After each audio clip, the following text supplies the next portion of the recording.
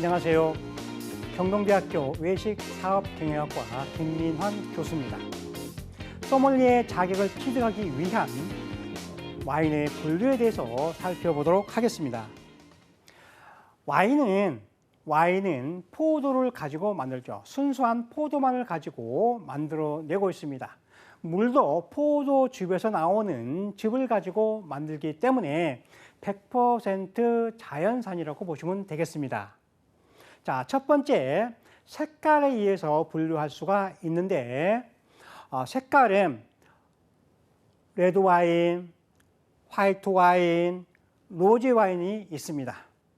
레드 와인과 화이트 와인 사이에 우리는 핑크 와인이라고 이렇게 얘기를 하는데 와인에 있어서는 핑크 와인보다는 로제 와인이라고 그렇게 부르는 경향들이 있습니다. 로제 와인이라고 해야 됩니다.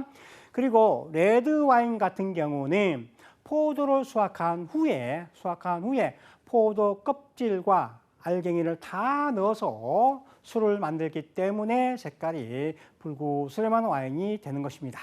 그리고 화이트 와인은 포도 품종 자체가 진청색이 아니라 녹색을 띠고 있기 때문에 화이트 와인이 되는 것이고요. 로제 와인은 레드 와인을 만드는 방법과 똑같이 만들어냅니다. 그래서 색깔별로는 레드 와인, 로제 와인, 화이트 와인이 있습니다. 그리고 이제 두 번째로는 거품 유무에 따라서 분류해 볼 수가 있는데 거품이 있는 것, 거품이 없는 것으로 분류를 합니다.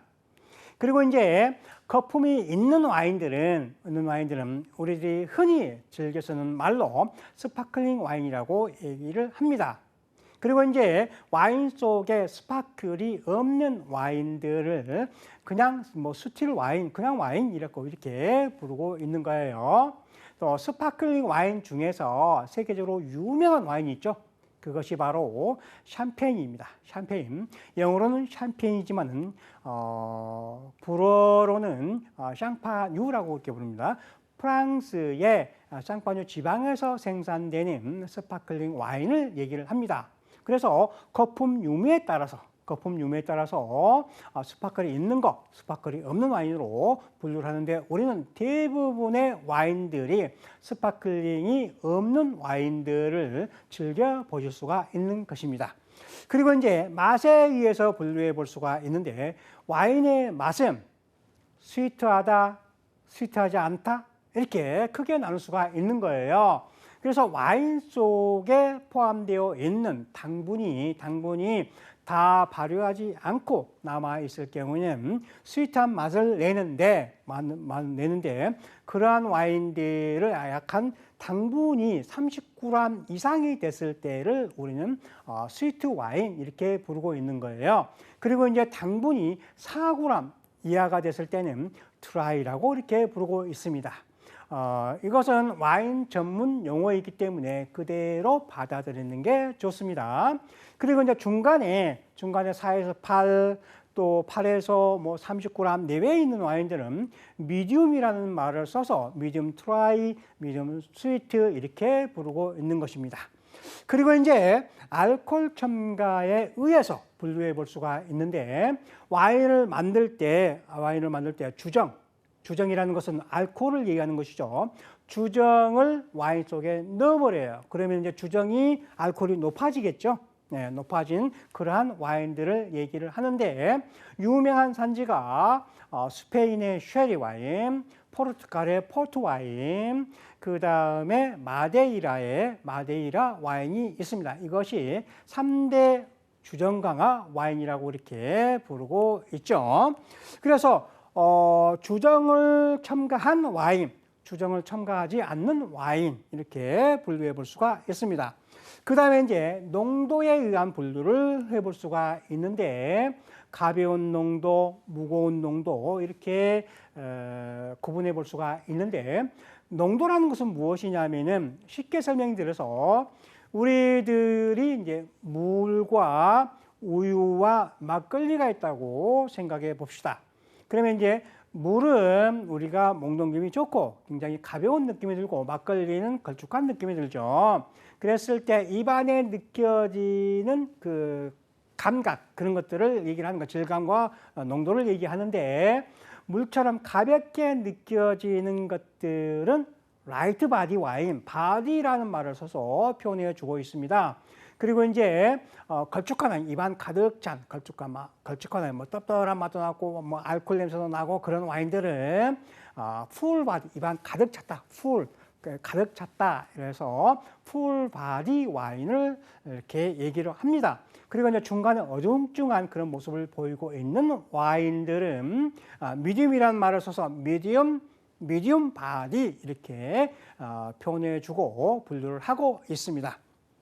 그 다음에 이제 식사하면서 사용하는 와인에 대해서 분류를 하고 있는데 식전에 마시기 위해서는 단 것보다는 스윗한 것보다는 약간의 신맛이 있는 그러한 와인들이 좋습니다. 그랬을 때 식전에 먹는 것은 드라이한 와인, 신맛이 많이 있는 와인들을 찾게 되고 그 다음에 이제 식후에는 우리들이 식후에 먹는 것을 뭐라고 그래요? 디저트라고 그러잖아요. 디저트는 것은 감미가 포함된 음식이라는 얘기예요. 그래서 와인도 마찬가지입니다. 디저트와 같이 먹는 스윗한 와인들이 있습니다. 그래서 식전에 먹는 거, 식후에 먹는 거 와인들이 크게 이제 분류해 볼 수가 있습니다.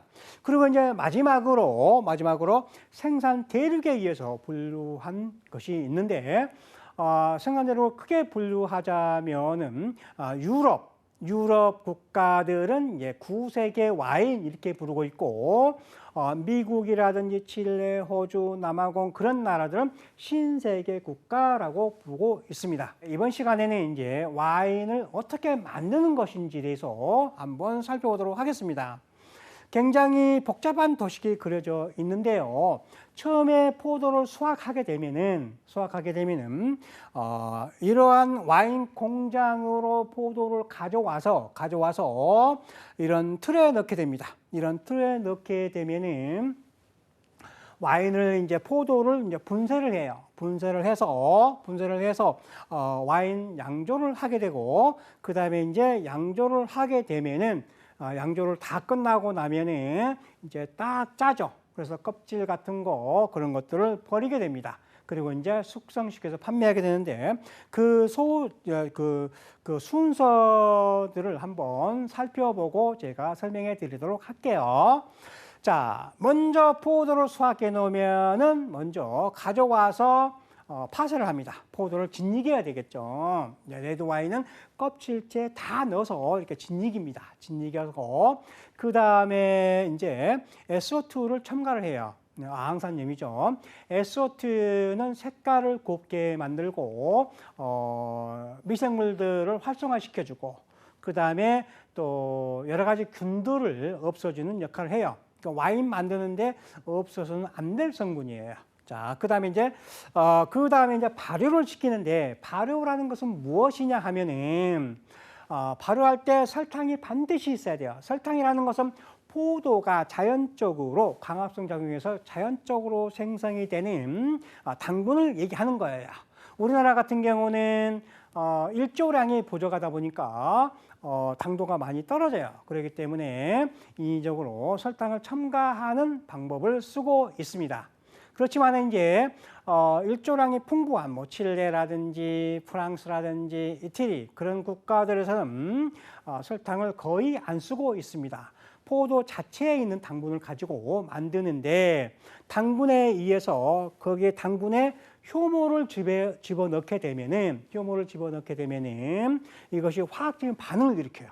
포도가 화학적인 반응을 일으켜서 알코올하고 탄산가스하고 또 열이 이렇게 분출이 돼요. 이때 이제 열하고 탄산가스를 다 보내고 나면은 순수한 알코올만 남게 되겠죠. 알코올만 남게 되는 거예요. 이때 이제 당분에 의해서 알코올이 생성이 되는 거예요. 비로소 와인이 탄생하는 것이죠. 그 다음에 이제 마세라숑이라는 것을 하는데 그 자리에서 발효한 자리에서 포도를 그대로 놔두면은 포도가 박테리아균에 의해서 썩어버려요. 그렇기 때문에 포도를 자꾸 이렇게 섞어줘야 되는데 이것을 담그기 또는 마세라숑이라고 이렇게 불러 담그기라고 이렇게 부르죠. 이렇게 섞어주면은 포도씨나 껍질에서 다양한 성분들이 많이 추출이 되고 색깔도 추출이 돼요. 그렇기 때문에 이때 이제 그 마세라숑 담그기를 하게 됩니다. 그 다음에 이제 압착을 하는데 압착을 다른 곳에 옮겨서 압착을 쭉 짭니다. 그러면 순수한 와인만 남게 되겠죠.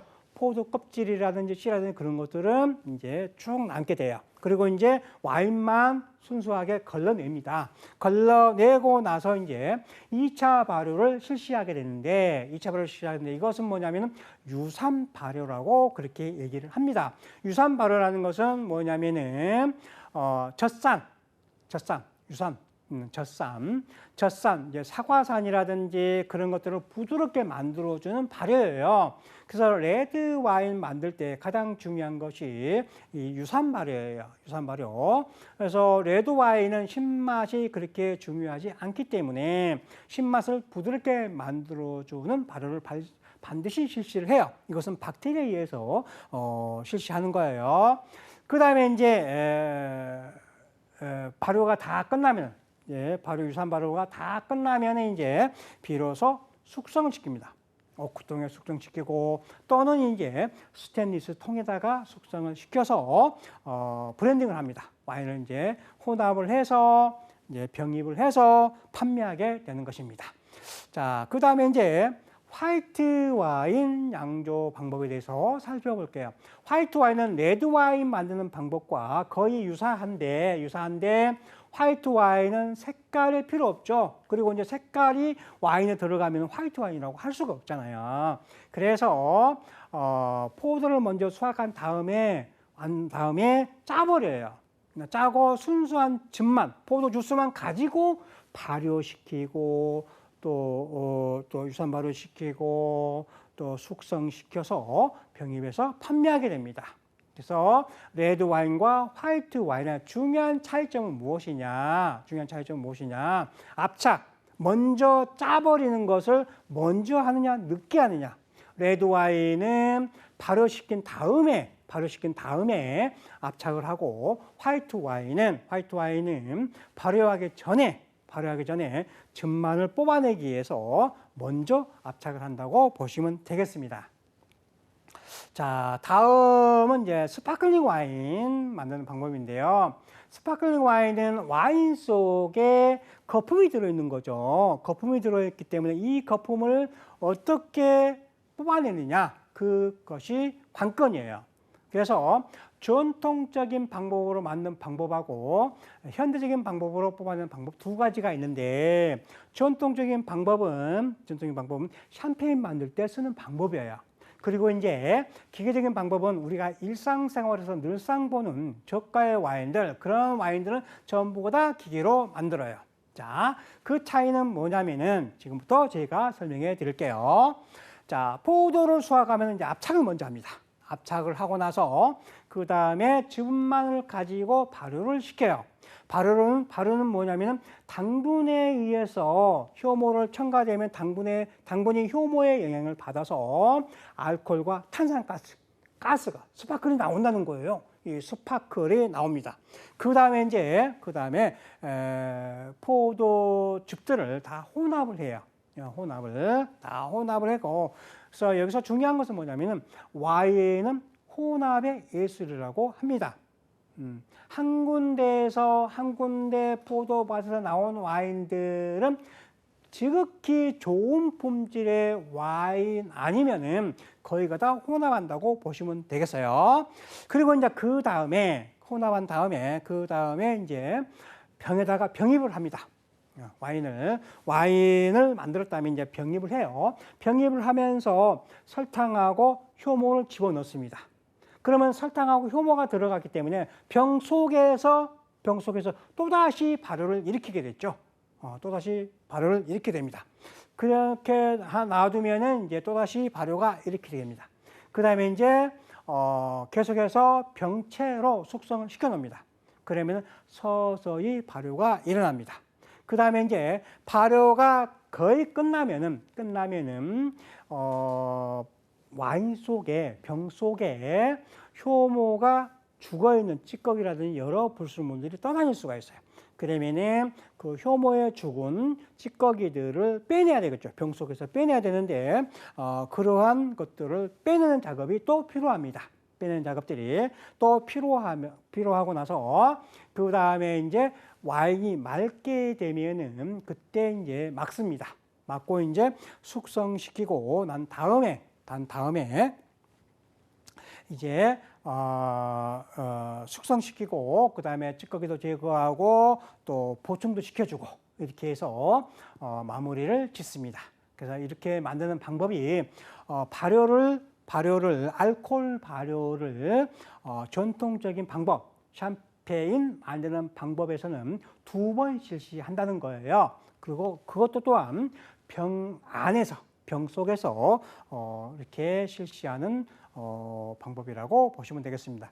그런데 이제 여기서 기계식은 어떻게 하냐면은 기계식은 대량 생산을 하기 위해서 큰 통에다가 놓고 거기서 1차, 2차 발효를 시켜버려요. 그렇기 때문에 원가가 절감이 많이 되겠죠. 그래서 그런 스파클링 와인들은 저렴한 스파클링 와인들이다. 이렇게 보시면 되겠습니다. 자, 그 다음에 이제 포도 품종에 대해서 살펴보도록 하겠습니다. 포도 품종. 포도가 좋아야만이 와인도 좋아지겠죠. 이거는 당연한 겁니다. 그래서 와인을 만드는 포도 품종은 여러 가지가 있는데 그 중에서 몇 가지를 살펴보도록 하겠습니다. 먼저 가장 중요한 것이 까베르네 소비뇽입니다. 까베르네 소비뇽. 이 포도 품종은 대서양성 기후, 온화한 기후에서 잘 자라는 포도 품종이고 메를로라는 포도 품종, 까베르네 소비뇽이라는 포도 품종, 까베르네 프랑이라는 포도 품종 이런 포도 품종들과 잘 어울려요. 잘 혼합을 한다 이 말이죠. 그래서 까베르네 소비뇽, 까베르네 프랑, 말백, 메를로, 까르메네 이런 그 5가지 포도 품종들 항상 뭉쳐 다녀요. 항상 뭉쳐 다닙니다. 그리고 항상 혼합을 해요. 이렇게 보시면 되겠습니다. 그리고 이제 시라 포도 품종은 지중해성 기후에 잘 자라는 포도 품종이에요. 무더운 기후에 잘 자란다 이 말이에요. 그래서 최근에 보면은 기후가 무진장 높아지죠. 하여튼 간에 뭐 특히 호주라든지 또 뭐 스페인이라든지 그런 나라들은 무진장 높아요. 알코올 도수가 막 16도, 18도까지 넘어가는 것도 뭐 그냥 예산 일로 생각이 돼요. 그런데 그러한 와인에 적합한 포도 품종이 바로 시라라는 포도 품종이다. 굉장히 힘이 센 그런 포도 품종이라고 보시면 되고, 그 다음에 이제 그루나슈라는 포도 품종도 지중해성 기후에 잘 자라는 포도 품종이에요. 무더운 기후에 잘 자라는 포도 품종이다. 이렇게 보시면 되겠습니다. 그런데 이 포도 품종은 이제 색깔이라든지 타닌이라든지 이런 것들이 약간 뒤떨어지는 경향이 있어요. 그래서 다른 포도 품종과 혼합해서 자기의 부족한 점을 채우려고 하는 그러한 것들이 강해요. 그러한 성격들이 강하고, 피노누아 포도 품종은 어떠한 경우라도 혼자 오로지 와인을 만들어내요. 그래서 프랑스의 부르고뉴 지방이 있는데 이 대륙성 기후에 잘 자라는 포도 품종입니다. 색깔이 묽고 알코올 도수가 높고 산이 높은 것이 특징입니다. 그 다음에 네비올로, 산지오베제라는 포도 품종은 이 2가지 포도 품종은 이탈리아에서 주로 재배되고 있는 포도 품종이에요. 이탈리아에서 주로 재배되고 있는 포도 품종인데, 이 네비올라라는 포도 품종은 이제 피에몬테 주에서 주로 많이 재배되고, 산지오베제라는 포도 품종은 토스카나 지방에서 잘 재배되는 포도 품종이라고 보시면 되겠습니다. 그리고 이제 템프라니오 포도 품종은 스페인에서 주로 재배되고 있는 포도 품종인데 비교적 서늘한 기후에서 잘 자라는 포도 품종이에요. 그래서 오늘날 스페인이 거의가 다 지중해성 기후의 영향을 많이 받잖아요. 무더운 기후란 말이에요. 그래서 이 포도 품종이 재배 면적이 자꾸 줄어들고 있는 실정입니다. 그 다음에 이제 진판데라는 포도 품종은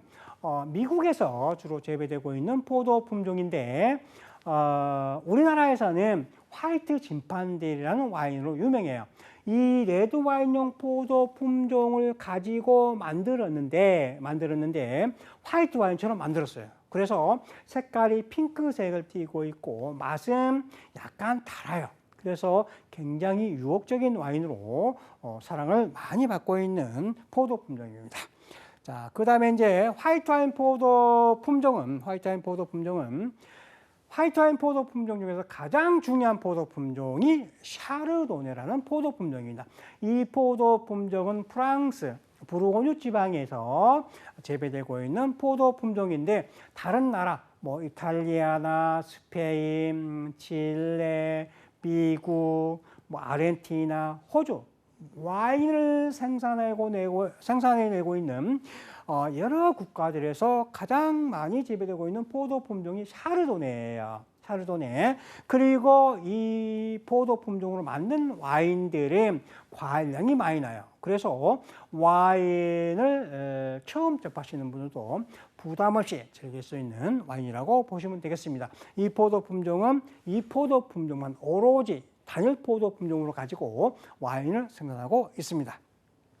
자, 그 다음 포도 품종이 리슬링이라는 포도 품종인데 리슬링이라는 포도 품종은 독일에서 많이 재배되고 있어요. 독일에서 많이 재배되고 있는데 이 포도 품종의 특징은 뭐냐면 스위트한 와인을 많이 만든다는 거예요. 스위트한 와인의 대명사예요. 그리고 약간의 휘발성 향을 낸다는 것이 특징입니다. 그래서 휘발성 향도 나고 또 여러 가지 풀향이라든지 과일향도 풍부하게 나는 것이 리슬링입니다. 독일에서는 최고의 와인을 만들어내고 있습니다. 그 다음에 이제 소비뇽 블랑, 세미뇽이라는 포도 품종인데 이러한 포도 품종들은 프랑스 보르도 지방에서 주로 재배되고 있는 포도 품종인데 훌륭한 와인은 그다지 만들어내지 못하고 그냥 평균적인 와인을 만들어내는데 비교적 서늘한 기후에서 와인을 주로 만들어내고 있어요. 특히 오늘날은 뉴질랜드에서 소비뇽 블랑으로 만든 와인들이 굉장히 인기가 좋다고 보시면 되겠습니다. 이 세미뇽이라는 포도 품종은 귀부 와인을 만들 때 사용하는 포도 품종인데 귀부라는 것은 포도가 귀하게 썩어가는 것을 말하는 거예요. 귀할 귀자에 부패할 부자. 그런 와인들을 만들어내는데 많이 사용하는 포도 품종이라고 보시면 돼요. 그래서 보르도 지방에서 기부 와인으로 유명한 소테르느 지역에서 이 포도 품종이 지배적으로 많이 재배되고 있는 포도 품종이다. 이렇게 보시면 되고 비오니에 포도 품종은 더운 기후에서 지중해성 기후, 더운 기후에서 주로 많이 재배되고 있는 포도 품종인데 오늘날은 이제 최근 들어서 각광받고 있는 포도 품종입니다. 근데 이 포도 품종의 특징은 레드 와인과도 잘 어울린다는 것은 뭐냐면 혼합을 많이 해요. 자, 왜 그러냐 하면은 이 포도 품종은 핵과향이 많이 나요. 핵과라는 것은 과일 속에 핵이 들어있고 핵을 깨트려야만이 씨가 나오죠. 그런 것들을 핵과라고 하는데 복숭아라든지 아니면 살구라든지 그런 향들 그리고 또 이제 마른 꽃향이라든지 그런 것들이 지배적으로 나타나는 것이 특징입니다. 그래서 이 포도 품종으로는 이제 아주 유명한 와인들도 만들어내고 있습니다. 그 다음에 좀 어렵습니다만 게부르츠트라미너라는 포도 품종이 있습니다. 이 포도 품종은 독일이라든지 또는 프랑스의 알자스 지방에서 주로 재배되고 있는 포도 품종인데 국내에서는 그렇게 널리 많이 안 알려져 있어요. 그런데 이제 포도 품종은 오늘 제가 설명드렸던 포도 품종들은 와인 자격을 보기 위해서 와인 자격증을 따기 위해서는 반드시 알아야 할 포도 품종이에요. 그래서 꼭 알아두시기 바라고요. 마지막으로 무스카라는 포도 품종입니다. 무스카라는 포도 품종은 주로 스윗한 와인을 만들어내는데 주정 강화 와인 중에서 스윗한 와인 그리고 알코올 도수가 낮으면서 스윗한 와인을 만들어내는 것이 특징이에요. 특히 이탈리아에서 이탈리아에서는 모스카토라고 해요. 모스카토라는 포도 품종을 만들었다. 그러면은 무조건 알코올 도수가 낮으면서 스위트하다고 보시면 되겠습니다. 자, 이렇게 해서 오늘은 이제 와인의 분류라든지 와인의 양조라든지 와인의 포도 품종에 대해서 살펴보았는데 와인의 양조에서 특히 와인의 양조에서 레드 와인과 화이트 와인의 차이는 뭐냐면은 발효하기 전에 짜느냐, 그 다음에 발효 후에 짜느냐. 레드 와인은 발효 후에 짜게 되죠. 그리고 화이트 와인은 발효 전에 와인을 짜서 즙만을 가지고 만든다는 거, 그것을 반드시 명심하시고, 그 다음에 이제 스파클링 와인은 병 속에서 2차 발효, 2차 알코올 발효를 생성해줘서 탄산가스를 병 안에서 하나하나의 병 안에서 스파클링을 만들어 주느냐, 아니면 큰 통에서 스파클을 만들어 주는가에 따라서 차이가 있다고 그랬어요. 그래서 전반의 병 속에서 만드는 스파클들은 이제 샹파뉴 방식, 샴페인에서 주로 쓰는 방법이라고 보시면 되겠고, 그 다음에 이제 포도 품종에 대해서 살펴봤는데, 레드 와인 포도 품종, 까베네 소비뇽, 메를로, 까베네 프랑, 말베, 그다음에 까르메네르, 이런 5가지 포도 품종 항상 뭉쳐 다닌다고 보시면 되겠고, 그 다음에 이제 이탈리아에서 주로 재배되고 있는 산지오베제, 네비올로 포도 품종이 있었죠. 그리고 이제 진판데, 미국에서 주로 재배되고 있는 포도 품종이 있었고, 그 다음에 이제 지중해 쪽 더운 기후에서 잘 자라는 포도 품종 그로나시라든지 시라라는 포도 품종들이 있었습니다. 그리고 이제 화이트 와인 포도 품종은 가장 중요한 것이 샤르도네라는 포도 품종이 있었고, 또 리슬링, 스위트한 와인을 만드는 리슬링 포도 품종 독일에서 많이 재배되고 있고, 또 무스카라는 포도 품종이 있었어요. 이것도 스위트한 와인을 만들어내고 있고, 그 다음에 또 프랑스 보르도에서 주로 재배되고 있는 포도 품종이 소비뇽 블랑과 세미뇽이라는 포도 품종이 있는데, 세미뇽 포도 품종은 기부 와인을 만드는 알코올 도수가 높으면서 매우 스윗한 와인, 기부 와인을 만드는 주 포도 품종이다, 이렇게 보시면 되고, 그 다음에 이제 핵과장에 주로 나오는 지중해성 기후에 잘 자라는 포도 품종 비오니에, 그 다음에 독일에서 많이 재배되고 있고, 또 프랑스 알자스 지방에서 많이 재배되고 있는 게브르츠 트라미너가 있었습니다. 포도 품종을 끝으로 해서 오늘 강의를 마치도록 하겠습니다. 감사합니다.